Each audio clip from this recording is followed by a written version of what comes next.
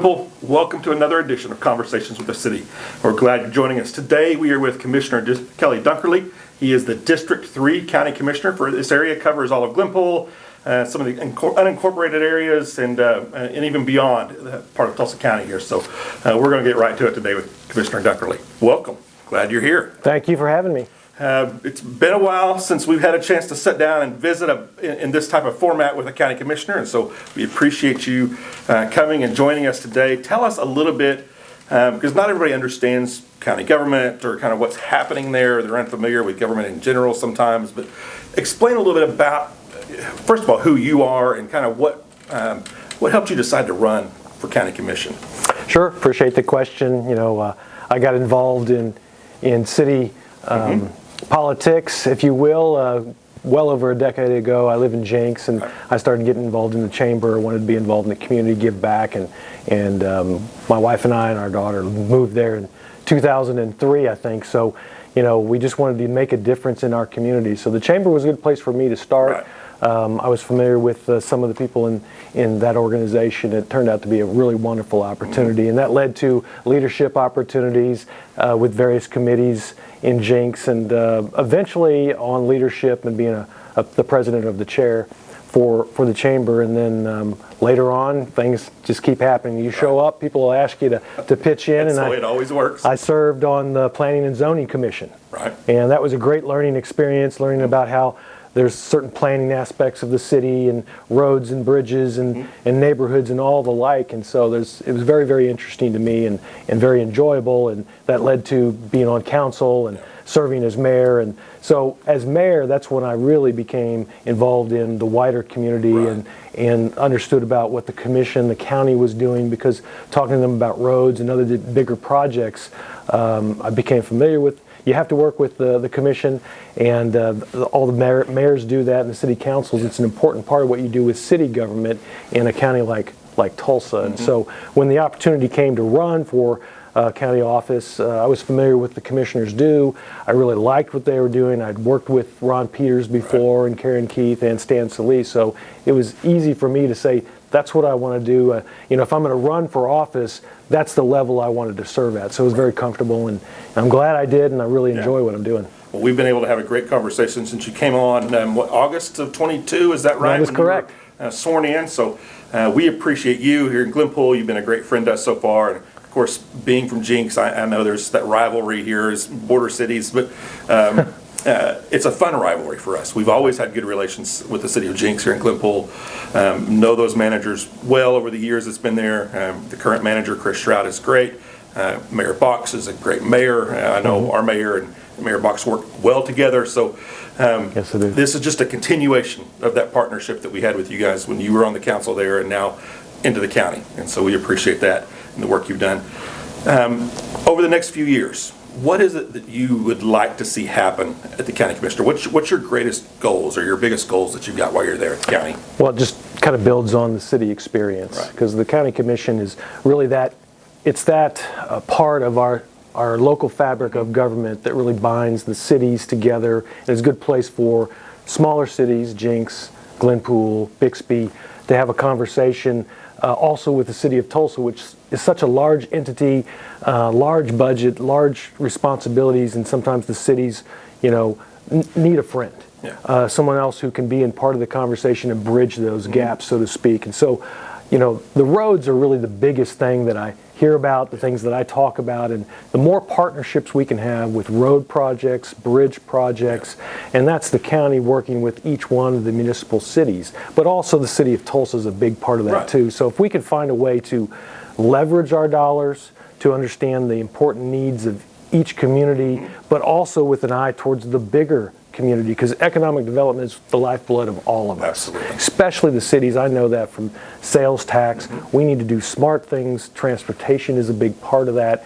Planning is a huge part of that, but timing is also a major part of it. And if we can cooperate more, leverage our dollars more, and also partner on projects, we all benefit from that. So that's my position, is we really want to break down silos. Yeah. We want to talk more, communicate more, and then put those ideas on the table. Absolutely. Here's what we would like to do. Here's where our resources are. Can you match those?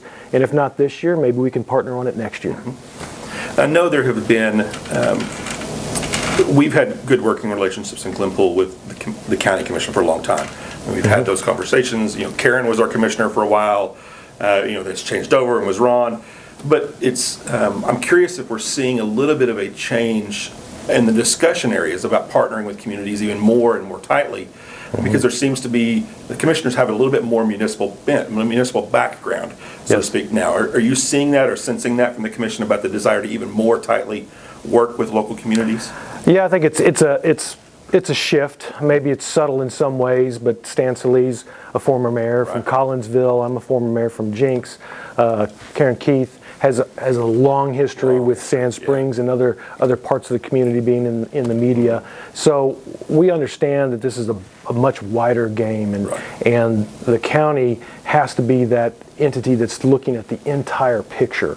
So the municipalities are our core, and in my area, District 3 is the southern part of the county, and I've always viewed the municipalities as major partners to this region. The school districts and the cities themselves, diversity and the diversity of budgets and the diversity of interests really makes the community a lot stronger. And Tulsa is a very big part of the equation, but the districts, the school districts, and the municipalities in other areas make up that fabric. So it gives choices to people. The communities have their distinct flavors, and Bixby is a really good fit for some people. Jinx and the Glenpool side, and then Broken Arrow on the other side that have a lot of room for growth and a little bit different culture. So I think we have a lot of strength in having these municipalities and the counties there to partner with them and make sure that the resources are being spread evenly. And that you mentioned earlier that people don't understand county government. I think that's kind of a natural part of our times, because you might know your city council, the mayor of Tulsa, you're familiar with these people, you see them on TV or they're in the newspaper. The county's a little bit less spotlight, just because of the way our system is put together. But the county's really an extension of state government. That's really what it is. And the road system that we have for the county is really an extension of the state road system. So the big thing that's different is the resources and the budgeting we have for roads comes from an allocation or a formula from the state. And so that's a little bit different than how people really realize it, and they don't understand maybe sales tax versus ad valorem. So there's differences there. Yeah, the funding mechanisms change between city and the county government, but it's been a great extension, I think, as you kind of think moving up the chain, so to speak, from local to the regional, county versus state, and then into federal. It's a great mix for us. You mentioned Tulsa 2 or 3 times, and as cities, as ring cities, so to speak, around Tulsa, we're cognizant. Tulsa has to be successful in order for us to be successful at the end of the day. The metro drives everything and starts in Tulsa and spreads out, and then Tulsa in return works with us to help us just continue to energize that whole process. And you guys play a critical role in that throughout the area, as you said, tying everything together, so to speak. So it's been good from that aspect of making sure that we have some commissioners that have understanding of local government. As you said, you and Stan both have personal experiences of that. Karen's been around for a long time and has worked tightly with municipal governments for quite a while now. And so we've got a really great board, I believe, Board of County Commissioners up there that works closely with that. One of the unique things lately that all of us have been dealing with in government is ARPA dollars. And working through that, the city of Glenpool received about $2.4 million in just direct federal allocation for ARPA. We've received then some direct award from the state from theirs, but the county also received some funding. So I'd like to spend just a moment or two talking about some of the projects and some of the plans that you guys have been able to do with those ARPA dollars and kind of how that ties into the region as well. Well, yeah, I'll be glad to talk a little bit about ARPA, and first of all, congratulations to Glenpool, because I think most of your colleague cities are very impressed with the allocation you all received from the state for a new sewer system. That's a huge example of how that program makes a big difference in municipal government and local government. And ARPA itself, the precursor is the CARES dollars. And, maybe an analogy kind of works is that was sort of a emergency room type of allocation of money from the federal government to really help with the pandemic. And ARPA is the secondary package that was passed by Congress, and it's divided in two different things. CARES is really apples, and ARPA is an orchard. That's right. And so the orchard that the county's been involved in with its allocation, really most of it went towards things that were addressing health concerns, things are air quality in buildings. Some people kind of thought it could be used for new buildings, and that's very limited measure of that. Most of it went to air systems because we're thinking about airborne viruses and trying to improve that. So, there's another allocation that was for food sources and supplying food, and there's other allocations or focus areas that are health-related, trails, other things that outdoor living and health-related funding is what it was intended to be focused on. And the one part that is a little bit different is income replacement. And so there's a difference between the state government, city governments, and county is that sales tax dollars really took kind of a dive in the beginning in 2020. And so some of the funding was to replace revenue that was lost by sales tax related government entities. The county is not sales tax driven. So we had a much smaller allocation that was, so to speak, income lost revenue, which could be used for construction projects and other things like that, more flexible in other words. So the county's ARPA dollars have kind of dwindled down. As I started my term, it was mostly done. We still have a few projects that we're working on, and there's some flux because sometimes the projects that have been identified and allocated resources, for some reason there's a change in that progress or that project didn't go forward, so some of those dollars come back to the funding and we can look at other opportunities. But it's been an interesting time. There's been a lot of resources there, but your all's the new sewer system here in Glenpool is a great example of water quality of life, that's sanitation, that's health related, that ARPA is designed to mitigate. Yeah, we were very lucky and pleased to be chosen as one of those pieces from the state. Appreciate the work that you did on our behalf with our state representatives to helping us advocate for those dollars. It's going to be one of the single largest expenditures we've ever had in the city. $44 million for a new sewer plant, and to see the majority of that funded through ARPA dollars, where it's not going onto the back of our ratepayers and our customers, is amazing. So, thank you for all of that help. Well, I have to thank you too and applaud city staff. But also, you mentioned state government Representative Lonnie Sims, who I served with on city council in Jinx. He did a phenomenal job trying to communicate with other state leaders, and there were different flows of committees that were looking at different segments of the state ARPA allocation dollars, and he did a great job of saying, here's an opportunity, the timing is right now, you really need to get your ducks in a row. We helped, you all responded, and Lonnie did his job too. So also State Senator Cody Rogers has been really good with encouraging, but it was a true team effort. It was, and we had Mark Lawson over at Sapulpa area.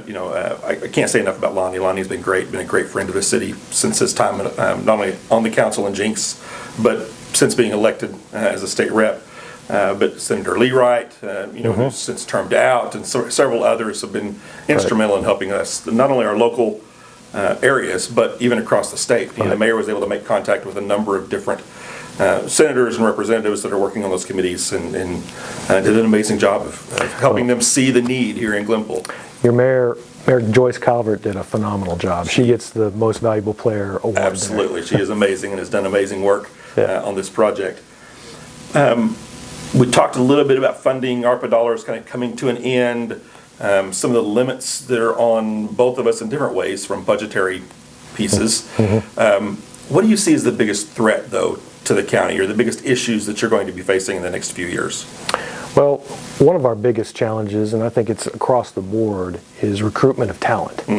And certainly, the workforce environment, the inflationary environment, the potential slowdowns or increases in economic activity are there's still a little bit of uncertainty out there. And so we're really trying to recruit the best people we can for county government, and that means looking at compensation at all different levels. And the budget board is something people don't quite realize what is part of county government, and it's the 3 county commissioners and the 5 other countywide officials: the sheriff, the clerk, the court clerk, and the assessor and the treasurer. All together, we work together on the entire budget for the county. And we just recently, looked at everything we had to do, looked at all of our budget dollars and the things that we've been able to accumulate over time, and really said it's time for us to reward good performing employees and look at pay scales and try to get them to a place where we can compete for really good talent and also retain the great talent we have. So that's a big part of what we're doing, and I know businesses in every level of government are looking at that, but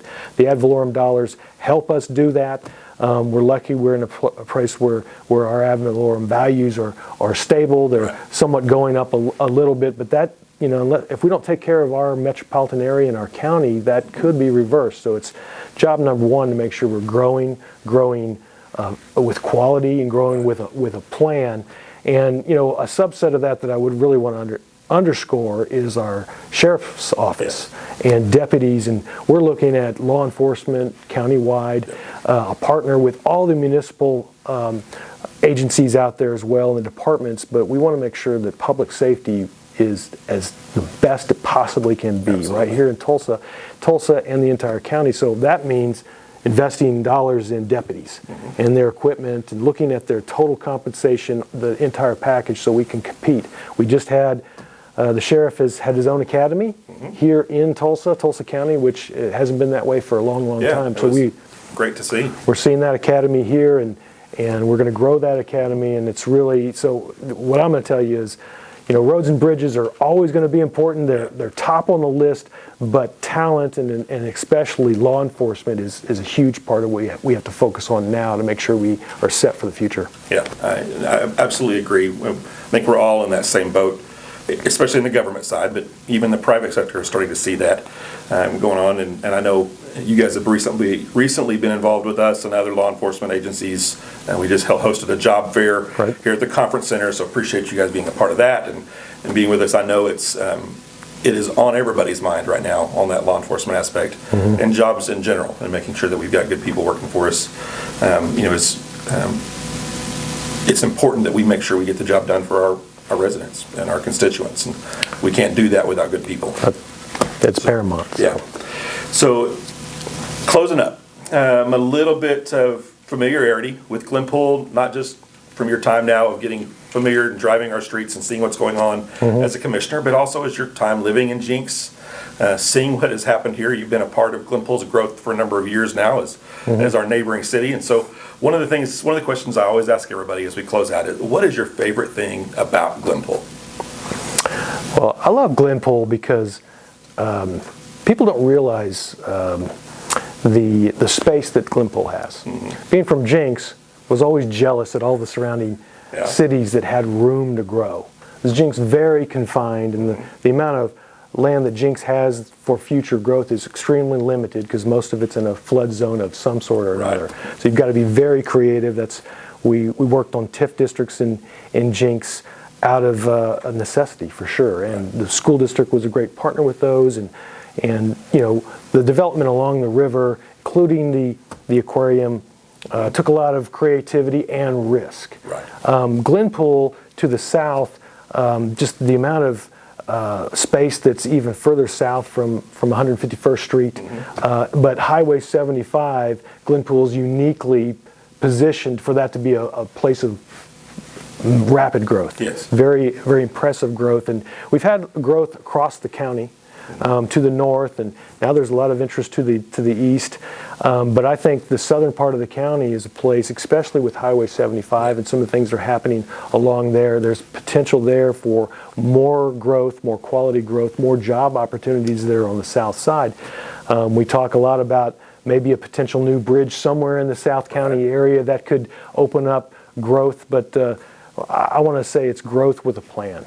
And so I love Glenpool because it's a growing place. It's a place where there's affordable housing for lots of different variations of people, especially people who are starting out, young families, and that's always an exciting place to be where you have a future and you can see young people and young people thriving. And Glenpool, to me, has a lot of that vibe, and I really, really enjoy that. And I would add one more thing, is that the South County Park here in Jinx, it's actually Glenpool, but it's kind of designed way back in the day to be a community center and park and recreational area that both areas would focus on. And parks, I mentioned roads, I mentioned economic growth and partnerships between the cities, but quality of life is a big thing that we have to focus on. And I'm a fan of some of the regional things that have happened, and the low water dam and other things that we want to happen on the south part of this metro area. But parks are huge, and we're the only county in the state of Oklahoma that has a park system.